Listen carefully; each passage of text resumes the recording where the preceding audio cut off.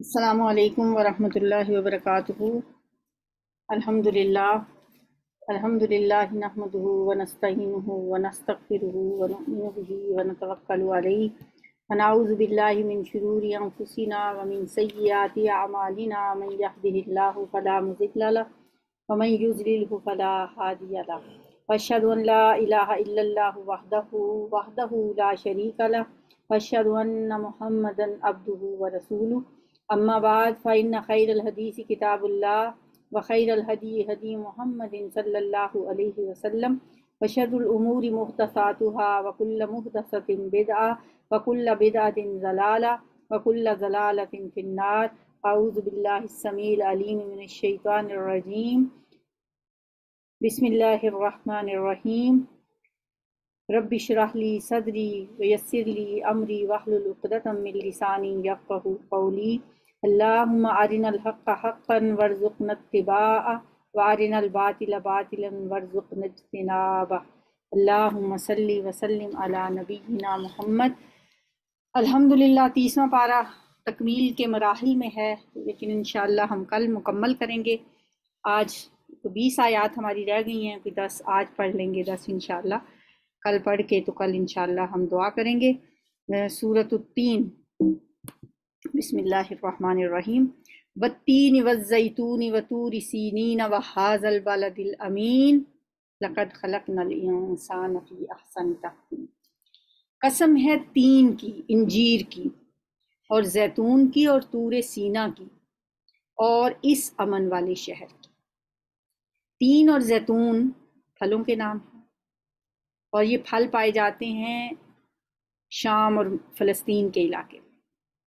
یہ وہ علاقہ ہے جہاں حضرت عیسیٰ علیہ السلام اور بہت سے پیغمبروں کو اللہ تعالیٰ نے اس علاقے کی طرف بھیجا، تو اس علاقے میں پیدا ہونے والے یہ دو پھل، تین یعنی انجیر اور زیتون کی اللہ نے قسم کھائی۔ پھر طور سینا کی، طور سینا وہ پہاڑ ہے جہاں موسیٰ علیہ السلام اللہ سے ہم کلام ہوئے تھے۔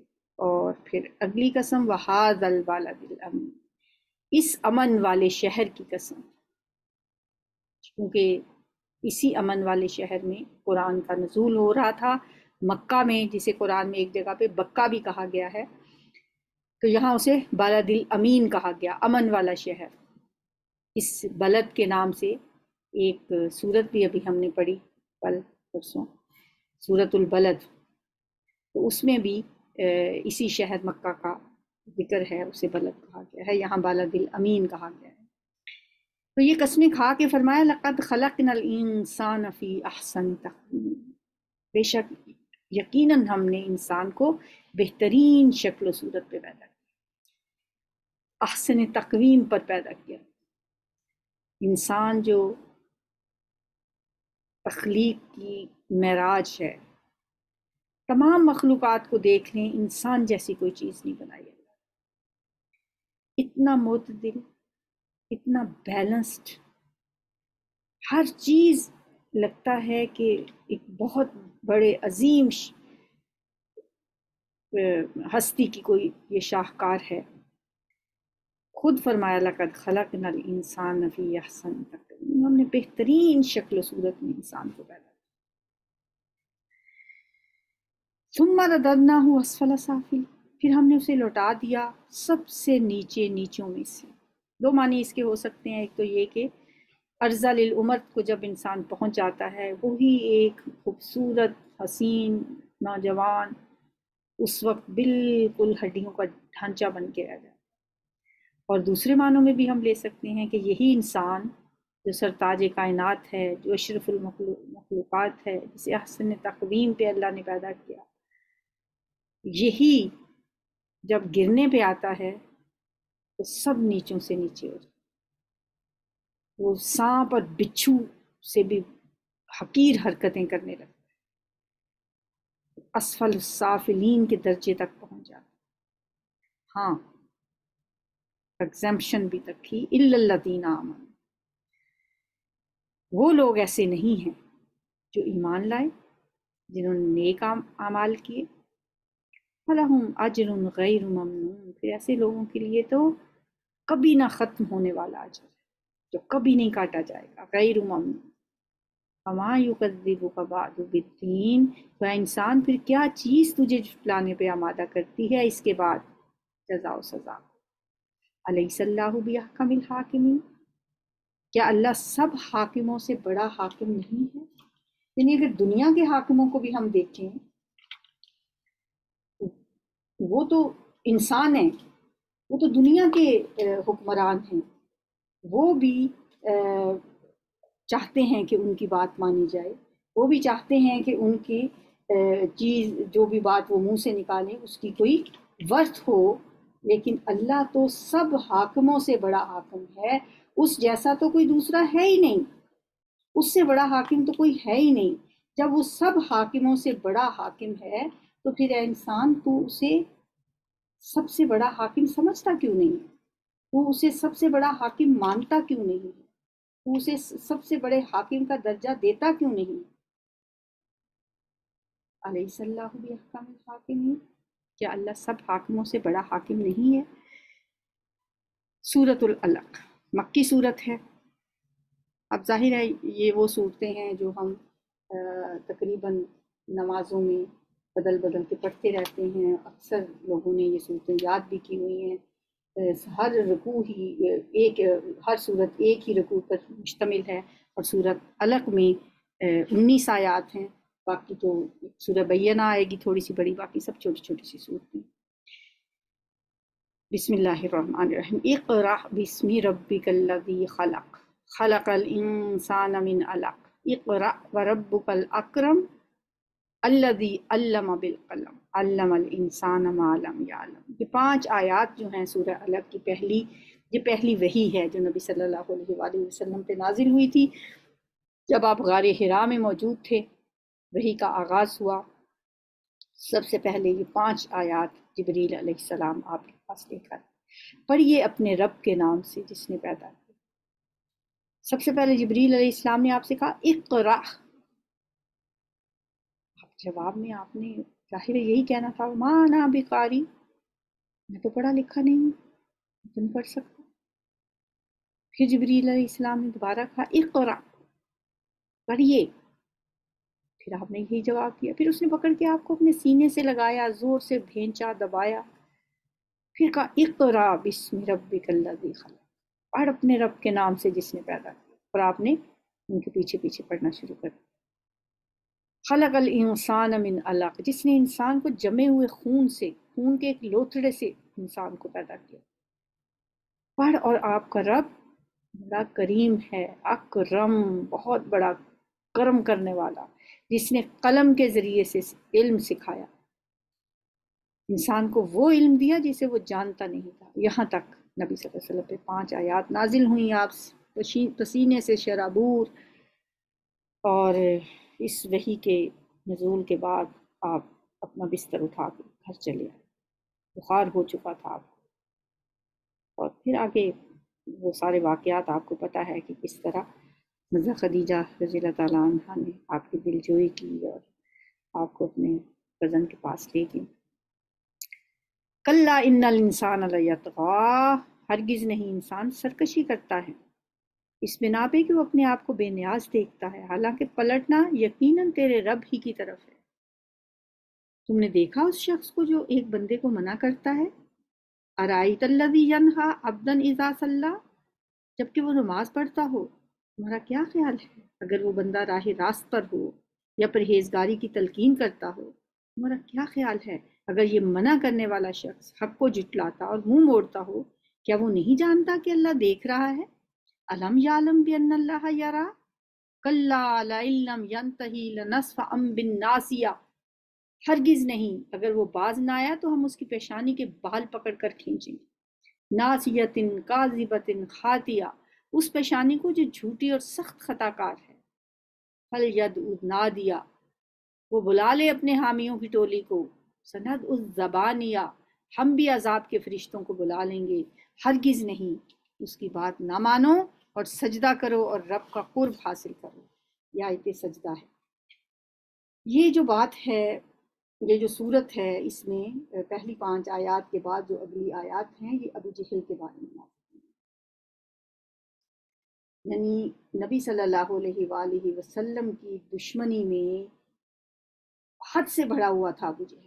حدیث میں آتا ہے اس نے نبی صلی اللہ علیہ وسلم سے کہا تھا کہ اگر تم کعبے کے پاس نماز پڑھنے سے باز نہ آئے تو میں تمہاری گردن پہ پاؤں رکھ دوں گا، یعنی میں آپ کی گردن کو روند ڈالوں گا۔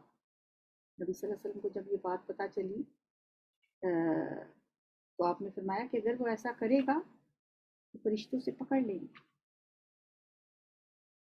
حدیث میں یہ بھی آتا ہے کہ نبی صلی اللہ علیہ وسلم کعبہ کے قریب ایک دفعہ نماز پڑھ رہے تھے، ابو جہل گزرا تو کہا ہے محمد صلی اللہ علیہ وسلم میں نے تجھے نماز پڑھنے سے منع نہیں کیا تھا، اور بڑے سخت دھمکی آمیز انداز میں آپ سے بات کی، آپ نے بھی ویسے ہی کڑا جواب دیا۔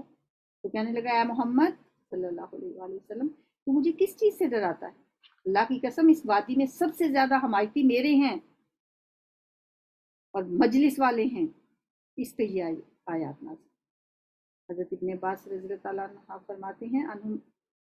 فرماتے ہیں اگر وہ اپنے حمایتیوں کو بلاتا تو اسی وقت ملائکہ عذاب اسے پکڑ لیتے، جیسا کہ یہاں پہ فرمایا حل ید انادیا، بلا لے اپنے حامیوں کو، سند الزبانیہ، ہم بھی بلا لیں گے عذاب کے فرشتوں کو، ہرگز نہیں، اس کی بات نہ مانو، بس آپ سجدہ کریں اور اپنے رب کا قرب حاصل کریں۔ سورۃ القدر، بسم اللہ الرحمن الرحیم، انا انزلناہ فی لیلۃ القدر وما ادراک ما لیلۃ القدر لیلۃ القدر خیر من الف شہر تنزل الملائکۃ والروح فیہا باذن ربہم من کل امر سلام ہی حتی مطلع الفجر۔ بے شک ہم نے اس قرآن کو شب قدر میں نازل کیا۔ قرآن تو 23 سال کے عرصے میں نازل ہوا، شب قدر میں کیسے نازل ہوا؟ یعنی پورے کا پورا قرآن آسمان اللہ تعالیٰ نے عرش اعلیٰ سے اس آسمان دنیا پہ نازل کر دیا، پھر وہاں سے جبریل علیہ السلام بوقت ضرورت آیات لے کے آتے تھے اور نبی صلی اللہ علیہ وآلہ وسلم کے قلب مبارک پہ نزول ہوتا تھا ان کا۔ تو یہ جو نزول ہے جس کا یہاں ذکر ہے وہ یہ پہلا نزول ہے کہ ہم نے لیلۃ القدر میں، جو کہ لیلۃ القدر رمضان میں ہی ہوتی ہے، کیونکہ ایک اور آیت میں بھی آتا ہے شہر رمضان الذی انزل فیہ القرآن، قرآن رمضان میں نازل ہوا، تو یہاں فرمایا لیلۃ القدر میں نازل ہوا۔ تو ان دونوں آیتوں سے یہ تو کنفرم ہو گیا کہ لیلۃ القدر بھی پھر رمضان ہی میں ہے۔ تو رمضان کی ایک رات میں اللہ تعالیٰ نے پورے کا پورا قرآن نازل فرما دیا۔ وما ادراک ما لیلۃ القدر، آپ کو کیا پتا وہ لیلۃ القدر کیا ہے؟ لیلۃ القدر 1000 مہینے سے بہتر، یہ محاورتاً بھی ہو سکتا ہے کیونکہ الف جو ہے یہ عربی کا سب سے بڑا ڈیجٹ ہے، اس سے بڑا ڈیجٹ کوئی نہیں ہے۔ ہمارے یہاں تو جیسے 1000 کے بعد پھر لاکھ، پھر کروڑ، پھر ارب، خرب، لیکن عربوں میں بس الف شہر، 1000 مہینوں سے بہتر ہے۔ تو ہزاروں مہینے بھی مراد ہو سکتا ہے محاورتاً بھی، لیکن اگر ایگزیکٹلی بھی دیکھا جائے تو یہ 83 سال 4 مہینے بنتے ہیں، یعنی اتنے سالوں کی عبادت کرنے سے بہتر ہے اس ایک رات کی عبادت، کیونکہ تنزل الملائکۃ والروح فیہا باذن ربہم، اترتے ہیں فرشتے اور روح الامین یعنی جبریل علیہ السلام بھی، وہ بھی اترتے ہیں۔ ایسے تو اب دیکھیں انبیاء کے بعد اب تو کوئی نبی نہیں آئے گا، نبی صلی اللہ علیہ وسلم کے اس دنیا سے رخصت ہوتے ہی جبریل علیہ السلام کا بھی دنیا میں وہ کام تو ختم ہو گیا نا، کیا پیغمبروں کے پاس وہی لے کے آیا کرتے تھے۔ اب جبریل علیہ السلام کا ایک اینول وزٹ تو ہوتا ہے ابھی بھی دنیا کا، اور وہ اس آیت سے ہمیں پتہ چلتا ہے کہ تنزل الملائکۃ والروح، فرشتے بھی اترتے ہیں اور روح الامین بھی اس رات اترتے ہیں، فیہا، اس میں یعنی اس رات میں، باذن ربہم من کل امر، اپنے رب کے اذن سے ہر حکم لے کر اترتے ہیں، یعنی کہ سارے فیصلے اسی رات میں ہوتے ہیں۔ سلام ہی حتی مطلع الفجر، سراسر سلامتی ہے یہ رات طلوع فجر تک۔ اللہ تعالیٰ ہمیں نصیب میں کرے ہمارے اس رات کا برکتیں اور رحمتیں۔ سورۃ البینہ، یہ سورت جو ہے سورۃ البینہ یہ مدنی سورت ہے۔ اب تک ہم نے کافی صورتیں جو پڑھی ہیں پچھلی مسلسل وہ سب مکی صورتیں تھیں، لیکن سورہ بینہ مدنی صورت ہے، اس میں 8 آیات اور 1 رکوع ہیں۔ بسم اللہ الرحمن الرحیم لم یکن الذین کفروا من اہل الکتاب والمشرکین منفکین حتی تأتیہم البینہ، اہل کتاب اور مشرکین میں سے جو لوگ کافر تھے وہ اپنے کفر سے باز آنے والے نہیں تھے جب تک کہ ان کے پاس دلیل روشن نہ آ جائے۔ دلیل روشن کیا ہے؟ نبی صلی اللہ علیہ وسلم، یعنی اللہ کی طرف سے ایک رسول جو پاک صحیفے پڑھ کر سنائے، جن میں بالکل صحیح اور درست تحریریں لکھی ہوں۔ یعنی نبی صلی اللہ علیہ وآلہ وسلم کو بذات خود ایک دلیل روشن کہا گیا ہے کہ وہ ایسے صحیفے دے کر آئیں جن میں کسی قسم کے باطل کی، کسی طرح کی گمراہی کی اور کسی اخلاقی گندگی کی کوئی آمیزش نہ ہو۔ صحف مطہرہ فیہا کتب قیمہ وما تفرق الذین اوتوا الکتاب الا من بعد ما جاءتهم البینہ، پہلے جن لوگوں کو کتاب دی گئی تھی ان میں تفرقہ برپا نہیں ہوا مگر اس کے بعد کہ ان کے پاس راہ راست کا بیان واضح طور پر آ چکا تھا۔ یعنی اس سے پہلے اہل کتاب جو مختلف گمراہیوں میں بھٹک کر بے شمار فرقوں میں بٹ گئے، اس کی وجہ یہ نہیں تھی کہ اللہ نے اپنی طرف سے ان کی رہنمائی کے لیے کوئی دلیل روشن بھیجنے میں کوئی کسر اٹھا رکھی تھی، بلکہ یہ روشن اس وجہ سے ہوا کہ انہوں نے اللہ کی طرف سے رہنمائی آنے کے بعد یہ طریقہ، یہ روش، یہ اپنا طریقہ اختیار کر لیا، اس لیے اپنی گمراہی کے وہ خود ذمہ دار تھے۔ یہ جو انہوں نے تفرقہ برپا کیا یہ اس وجہ سے نہیں ہوا تھا کہ ان کے پاس کوئی واضح اللہ کی طرف سے دلیل نہیں آئی تھی، اور ان کو اس کے سوا کوئی حکم نہیں دیا گیا تھا کہ اللہ کی بندگی کریں اپنے دین کو اس کے لیے خالص کر کے۔ وما امروا الا لیعبدوا اللہ مخلصین لہ الدین حنفاء ویقیموا الصلاۃ ویؤتوا الزکاۃ وذلک دین القیمہ، بالکل یکسو ہو کر اپنے دین کو اس کے لیے خالص کر کے، یکسو ہو کر اور نماز قائم کریں اور زکوٰۃ دیں، یہی نہایت صحیح اور درست دین ہے۔ یہ حکم ان کو دیا گیا تھا، اس کے علاوہ انہیں کوئی حکم نہیں دیا گیا تھا، لیکن انہوں نے کیا کیا؟ تفرقہ کیا۔ واضح دلائل آنے کے بعد، ہدایت آنے کے بعد وہ تفرقے میں پڑ گئے۔ اہل کتاب اور مشرکین میں سے جن لوگوں نے کفر کیا ہے وہ یقیناً جہنم کی آگ میں جائیں گے۔ اب یہاں اہل کتاب اور مشرکین کے کس کفر کی بات ہے؟ ان الذین کفروا من اہل الکتاب والمشرکین، یعنی انہوں نے نبی صلی اللہ علیہ وآلہ وسلم کے ساتھ کفر کیا ہے، آپ کا انکار کیا ہے، ان کا ٹھکانہ جہنم ہے، خالدین فیہا، وہ اس میں ہمیشہ ہمیشہ رہیں گے۔ یہ لوگ بدترین خلائق میں سے ہیں۔ اولئک ہم شر البریہ، لیکن جو لوگ ایمان لائے، جنہوں نے نیک عمل کیے، وہ یقیناً بہترین خلائق ہیں۔ اولئک ہم خیر البریہ، ان کی جزا ان کے رب کے ہاں دائمی قیام کی جنتیں ہیں جن کے نیچے نہریں بہہ رہی ہوں گی، وہ ان میں ہمیشہ ہمیشہ رہیں گے۔ اللہ ان سے راضی ہوا، وَرَضُوا عَنْهُ، اور وہ اللہ سے راضی ہوئے۔ سبحان اللہ، کیا اعلیٰ مقام ہے! رضی اللہ عنہم ورضوا عنہ، یہ کچھ ہے اس شخص کے لیے جس نے اپنے رب کا خوف کیا۔ ذالک لمن خشی ربہ، جو اپنے رب سے ڈرتا رہا، اس کے لیے یہ بہت بڑا کریڈٹ ہے، بہت بڑی بات ہے۔ کرنا کیا ہے؟ آمنوا وعملوا الصالحات، اللہ پہ ایمان لا کے، اس کے فرشتوں پہ، اس کی کتابوں پہ، اس کے رسولوں پہ ایمان لانا اور پھر عمل صالح کرنا، پھر بہترین خلائق بن کے زندگی گزارنا، تو پھر ان کی جزا اللہ کے نزدیک ایسی جنتیں ہیں جس میں وہ ہمیشہ ہمیشہ رہیں گے۔ اللہ ان سے راضی، وہ اللہ سے راضی۔ ذالک لمن خشی ربہ، اللہ ہمیں ایسی ہی خشیت عطا فرمائے، ایسا ہی اپنا خوف عطا فرمائے، ایسا ہی ہمیں ایمان و عمل عطا فرمائے کہ رضی اللہ عنہم ورضوا عنہ کے درجے پہ ہم فائز ہو سکیں۔ بسم اللہ الرحمن الرحیم۔ سورۃ الزلزال، سورۃ زلزال بھی مدنی صورت ہے، اس میں 8 آیات ہیں اور 1 رکوع ہے۔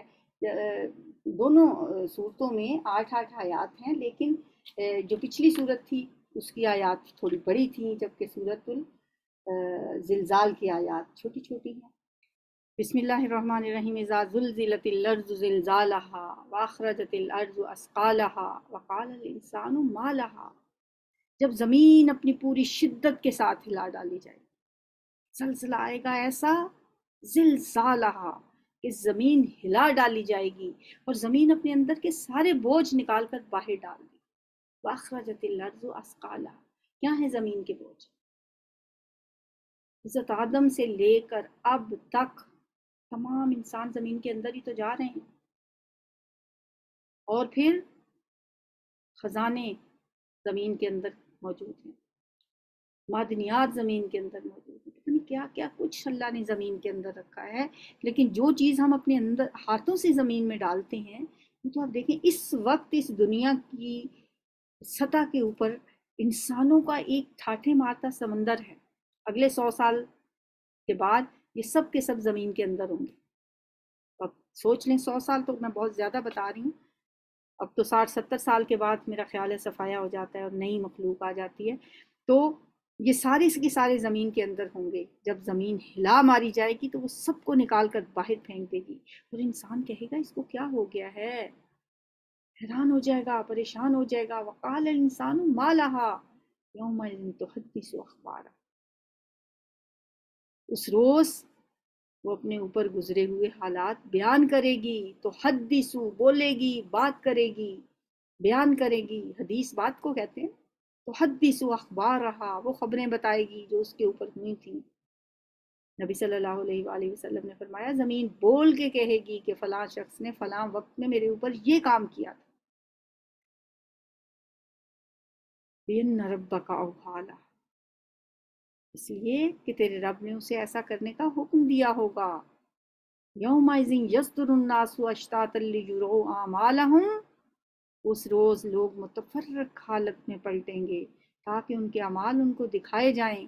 پھر جس نے ذرہ برابر نیکی کی ہوگی وہ اس کو دیکھ لے گا، اور جس نے ذرہ برابر بدی کی ہوگی وہ اس کو دیکھ لے گا۔ وَمَن يَعْمَلْ مِثْقَالَ ذَرَّةٍ خَيْرًا يَرَهُ وَمَن يَعْمَلْ مِثْقَالَ ذَرَّةٍ شَرًّا يَرَهُ، ذرے کے برابر بھی، چھوٹی سے چھوٹی بھی جو نیکی کی ہوگی رائے گا نہیں جائے۔ کسی سے مسکرا کے بات کرنا، رستے سے کوئی تکلیف دہ چیز ہٹا دینا، کسی کو تھوڑی سی کوئی چیز دے دینا، کسی پیاسے کو پانی پلا دینا، کسی جانور کو دھوپ سے چھاؤں میں کر دینا، چھوٹی سے چھوٹی نیکی بھی اللہ کے ہاں رائے گا نہیں جائے گی۔ وَمَن يَعْمَلْ مِثْقَالَ ذَرَّةٍ شَرًّا يَرَهُ، اور ذرے کے برابر بھی کی ہوئی بدی وہ بھی چھپے گی نہیں، وہ اس کو بھی دیکھ لے۔ بعض اوقات ہم کہتے ہیں کیا میں نے اسے مار دیا، کیا کہہ دیا میں نے اسے، ذرا سی ہماری چھوٹا سا ایک جیسچر کسی کا دل دکھا دیتا ہے، ذرا سی ہمارے منہ سے نکلی ہوئی ایک بات، ہمارے قلم کی ایک جنبش بعض اوقات کسی کا فیوچر تباہ کر دیتی۔ چھوٹی سی چھوٹی حرکت، چھوٹی سی چھوٹی بات، چھوٹی سی چھوٹی ابرو کا اشارہ، اس دن سب سامنے آ جائے۔ انسان کہے گا کیا ہو گیا ہے اس کتاب کو، اس نے تو نہ کوئی چھوٹی چیز چھوڑی ہے نہ بڑی، سب کچھ اس میں لکھ دیا ہے۔ اس دن کا خوف آج ہمیں رکھنا چاہیے، قدم قدم پہ اس دن کو یاد رکھنا چاہیے۔ سورۃ العادیات، مکی سورت، دو مدنی صورتوں کے بعد اب پھر سورۃ العادیات مکی صورت، اور سورۃ عادیات میں 11 آیات اور 1 رکوع ہے۔ والعادیات ضبحا فالموریات قدحا فالمغیرات صبحا فأثرن به نقعا فبسطن به جمعا ان الانسان لربه لکنود، قسم ہے ان گھوڑوں کی جو پھنکاریں مارتے ہوئے دوڑتے ہیں، پھر اپنی ٹاپوں سے چنگاریاں جھاڑتے ہیں، پھر صبح سویرے چھاپا مارتے ہیں، پھر اس موقع پر گرد و غبار اڑاتے ہیں، پھر اسی حالت میں کسی مجمع کے اندر جا گھستے ہیں۔ یہ گھوڑوں کی کچھ خصوصیات بتائی گئی ہیں، یعنی پھنکاریں مارتے ہوئے دوڑتے ہیں، یعنی جو طاقتیں اللہ نے ان کو دی ہیں ان کو استعمال کریں۔ والعادیات ضبحا، پھر اپنی ٹاپوں سے چنگاریاں جھاڑتے ہیں. جب گھوڑے کا ایک پاؤں زمین پہ لگتا ہے تو اس سے چنگاریاں اٹھتی ہیں. پھر صبح سویرے چھاپا مارتے ہیں، کیونکہ اکثر عرب میں ایسا ہی ہوتا تھا کہ وہ صبح سویرے جب بھی کہیں حملہ کرنا ہوتا تھا، کوئی شب خون مارنا ہوتا تھا، یا اگر کوئی لڑائی کے لیے جانا ہوتا تھا، کیونکہ قبائلی نظام تھا وہاں پہ، لڑائیاں اور جنگیں تو ہوتی رہتی تھیں، اور لوٹ مار کے لیے بھی گھوڑے استعمال ہوتے تھے، جنگوں میں بھی گھوڑے استعمال ہوتے ہیں. تو ان گھوڑوں کی قسم کھا کے اللہ تعالیٰ نے فرمایا ہے ان الانسان لربہ لکنود، بے شک انسان اپنے رب کا بڑا ہی ناشکر ہے. ہر انسان ہے. ہاں، اس سے مراد یہ نہیں ہے کہ کفار کے بارے میں یہ بات ہے کہ کفار ایسے ہیں جو اللہ کے ناشکر ہیں. ان الانسان لربہ لکنود وانہ لذالک لشہید، اور وہ خود اس بات پر گواہ بھی ہے، یعنی اس کا ضمیر گواہی دیتا ہے، اس کے اعمال بھی اس پر گواہ ہیں. اور بعض اوقات تو انسان اپنی زبان سے بھی اعلانیہ ناشکری کا اظہار کرتے ہیں، زبان سے نہ بھی کریں تو ان کے اعمال بتاتے ہیں. ان الانسان لربہ لکنود، انسان اپنے رب کا بہت ہی ناشکرا ہے. وَإِنَّهُ عَلَىٰ ذَلِكَ لَشَهِيدٌ وَإِنَّهُ لِحُبِّ الْخَيْرِ لَشَدِيدٌ. یہ انسان کی جو نیچر ہے وہ بتا دی. وہ مال و دولت کی محبت میں بری طرح مبتلا، مال و دولت کا بڑا حریص ہے. اب آپ اس وقت حالات دیکھ لیں، ہر شخص جو ہے ایک سرپٹ گھوڑے کی طرح دوڑا چلا جا رہا ہے. کس لیے؟ دنیا کی محبت کمانے، دنیا کا مال کمانے کی. انہو لحب الخیر، یا خیر کا لفظ مال کے لیے، مال کی محبت میں مبتلا ہے، مال کا حریص ہے، زیادہ سے زیادہ مال کمانا چاہتا ہے. اگر اس کو مال و دولت کی وادیاں بھی بھر کے دے دی جائیں نا تو وہ کہے گا اتنا ہی مجھے اور مل جائے. نبی صلی اللہ علیہ وسلم نے فرمایا انسان کا پیٹ تو قبر کی مٹی کے علاوہ کچھ نہیں کر سکتا. افلا یعلم اذا بعثر ما فی القبور، تو کیا وہ اس وقت کو نہیں جانتا جب قبروں میں جو کچھ بھی مدفون ہے اسے نکال لیا جائے گا، اور سینوں میں جو کچھ چھپا ہوا ہے اسے برآمد کر کے اس کی جانچ پڑتال کی جائے گی. وحصل ما فی الصدور، اب تصور کریں، ذرا سوچیں کیا کچھ سینوں میں چھپا کے بیٹھا ہے. کتنی باتیں وہ ظاہر کرتا ہے، کتنی اپنے سینے میں چھپا کے رکھتا ہے. وہ سب کچھ نکال باہر کیا جائے، کیونکہ اللہ تو علیم بذات الصدور ہے، وہ تو سینوں کی باتوں کو جانتا ہے. قیامت کے دن حصل ما فی الصدور، سب کچھ نکال باہر کیا جائے گا، اور پھر اس کو جانچا جائے گا، پرکھا جائے گا کیا تھا اس کے دل میں، کیا سوچتا تھا، دلوں میں جو ارادے تھے، جو غراض و مقاصد چھپے ہوئے تھے، وہ سب کھول کر رکھ دیے جائیں گے، اور ان کی جانچ پڑتال کر کے اچھائی کو الگ اور برائی کو الگ چھانٹ دیا جائے گا. ان ربهم بهم یومئذ لخبیر، یقیناً ان کا رب اس روز ان سے خوب باخبر ہو، یعنی اس کو خوب معلوم ہوگا کہ کون کیا ہے اور کس سزا کا مستحق ہے اور کس کو کیا جزا ملنی چاہیے. بسم اللہ الرحمن الرحیم. سورۃ القاریہ. سورۃ القاریہ بھی مکی صورت ہے، اس میں 11 آیات ہیں، ایک رکوع ہے. القاریۃ ما القاریہ وما ادراک ما القاریہ یوم یکون الناس کالفراش المبثوث وتکون الجبال کالعہن المنفوش فاما من ثقلت موازینہ فہو فی عیشۃ راضیہ واما من خفت موازینہ فامہ ہاویہ وما ادراک ما ہی نار حامیہ. عظیم حادثہ، کھڑکھڑانے والا. مل قاریہ، کیا ہے وہ کھڑکھڑانے والی، کیا ہے وہ عظیم حادثہ. تم کیا جانو وہ عظیم حادثہ کیا ہے. وہ دن جب لوگ बिखरे हुए पतंगों की तरह होंगे, और पहाड़ रंग बरंग की धुंधली हुई ऊन की तरह होंगे। फिर जिसके पलड़े भारी होंगे वो दिल पसंद ऐश में होगा, और जिसके पलड़े हल्के होंगे उसकी जाए करार गहरी खाई होगी। और तुम्हें क्या खबर वो क्या चीज़ है, वो गहरी खाई क्या चीज़ है? वो भड़कती हुई आग है। थोड़ी सी 11 फिक्रों में, 11 आयात में कितनी बड़ी हकीकत अल्लाह ताला ने बताई। मरने के बाद हश्र के दिन की बातें तो हम सब सुनते ही हैं। क़यामत का दिन होगा, उस दिन होना क्या है तो मैं तुम्हें नहीं पता क्या होना है।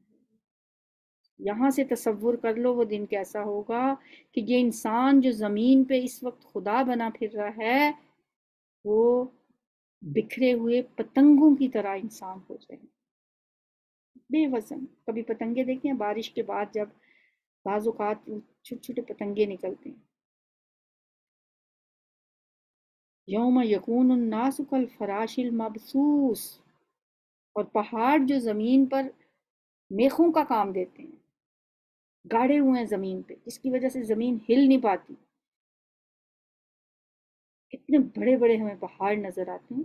कल इहनिल मंफूश, धुनकी हुई रंगीन ऊन की तरह हो जाएगी। ऊन वैसे ही बड़ी हल्की होती है, फिर जब धुनकी हुई हो तो और हल्की हो जाती है, फिर रंगीन हो तो और ही हल्की होती है। ये हाल होगा इन पहाड़ों का। उस दिन क्या होगा? वजन किए जाएंगे तुम्हारे अमाल, अमाल तोले जाएंगे। दुनिया में तो हम ये सोच भी नहीं सकते कि अमाल का भी वजन हो सकता है, अमाल भी तोले जा सकते हैं। अब तो खैर दुनिया में हमने ऐसे ऐसे तराजू इजाद कर लिए हैं कि बिल्कुल बेवजन चीज़ का भी वो वजन कर देते हैं, बिल्कुल हल्का। एक लकीर अगर लगा देना उस तराजू पे, उस लकीर लगाने से जो जितना सिक्का उस लाइन में लगा उसका भी वो वजन करके बता देंगे कि इसका इतना वजन। वहां तो अल्लाह ताला जज्बात का भी वजन कर लेंगे, एहसासात का भी वजन कर लेंगे, एक इशारे अबरू का भी वजन हो जाएगा। और फिर वजन करने के बाद अम्मा मन सकुलत मवाजीन, जिसके नेकियों के पलड़े भारी हो गए, वो वफी ईशत रासिया, मन पसंद दिल पसंद ऐश में होगा। सुबहान अल्लाह, अल्लाहुम्मा जअलना मिनहुम। व अम्मा मन खफ़्फ़त मवाजीन, खफीफ से है ये लफ्ज़। सकुलत जैसे सकील से है तो खफ़्फ़त खफीफ से है, हल्के हो गए जिनके नेकियों के पलड़े। उम्मुहु हाविया, उनकी माँ हाविया है, उनका ठिकाना, उनकी जाए करार हाविया, एक खाई है। मादरा का माहिया, आपको क्या पता वो खाई, वो हाविया क्या है? नारुन हामिया, वो भड़कती हुई आग है। अल्लाहुम्मा ला तजअलना मिनहुम, अल्लाहुम्मा अजिरना मिनन नार, अल्लाहुम्मा अजिरना मिनन नार, अल्लाहुम्मा अजिरना मिनन नार। सुब्हानकल्लाहुम्मा व बिहम्दिका, नशहदु अन ला इलाहा इल्ला अंता, नस्तगफिरुका व नतूबु इलैक। अस्सलामु अलैकुम व रहमतुल्लाह। चलें जी, कुछ जो सूरतें अब रह गई हैं ये इंशाअल्लाह हम कल मुकम्मल करेंगे, और हम कोशिश करेंगे कि कल ही कुरान पाक हमारा मुकम्मल हो जाए। सुब्हानकल्लाहुम्मा व बिहम्दिका, नशहदु अन ला इलाहा इल्ला अंता, नस्तगफिरुका व नतूबु इलैक। अस्सलामु अलैकुम व रहमतुल्लाह।